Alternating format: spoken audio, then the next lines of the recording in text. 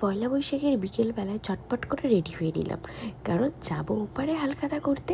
আর আমার তো ছোটোবেলা থেকেই হালখাতা করতে খুব ভালো লাগে। আগে তো বাবা করতো, তারপর যখন আমরা বড় হলাম তখন আমি করতাম। তারপর এখন বৌদি আসার পরে আমি আর বৌদি হালখাতা করতে যাই। আর আমি ওই বাড়ি থাকলেও আমি এই বাড়ি চলে আসি পয়লা বৈশাখের দিন, যেহেতু এই বাড়িতে পুজো হয়। এবার তো এখানেই ছিলাম। সত্যি আমরা ভাবতে পারিনি নয়াটিতে এতটা ভিড়, তা বলে পয়লা বৈশাখে।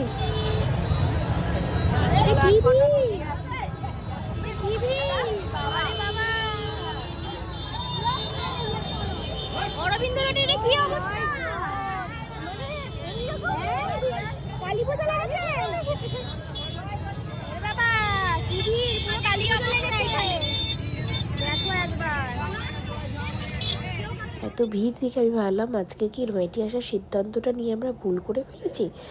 যাই হোক, ভিড়টা টপকে শুভম জুয়েলার্সে চলে আসলাম। ওখান থেকে প্যাকেটটা নিয়ে নিলাম। প্যাকেটটা নিয়ে দাঁড়ালাম আবার পালগিনির লাইনে, কারণ পালগিনির তো প্রতি বছরই এরকম ধরনের একটা লাইন হয়। আর বলাই বাহুল্য, দেখো কত বড় একটা লাইন। আর ফট করে আমার না ফোনের স্টোরেজ ফুল হয়ে গেছিল। ভিডিও করতে করতে ফোনের স্টোরেজ ফুল হয়ে গেছে। সত্যি ভিডিও করতে করতে এই যে স্টোরেজ ফুল হয়ে যায়, এটার দুঃখটা আমি আর বলে বোঝাতে পারবো না। যাই হোক, একটু ডিলিট করলাম, করে আবার ভিডিও করা স্টার্ট। এইদিকে বৌদির সাথে আমি একটু খিল্লি করছিলাম, বৌদি কত বড় ব্যাগ নিয়ে এসছে হালখাতা করার জন্য। তারপরে ফাইনালি আমরা পালগিনিতে ভেতরে প্রবেশ করে ফেলেছিলাম। এবারে পালগিনির সিস্টেমটা খুব ভালো ছিল, ভিড় হলেও খুব একটা অসুবিধে হয়নি।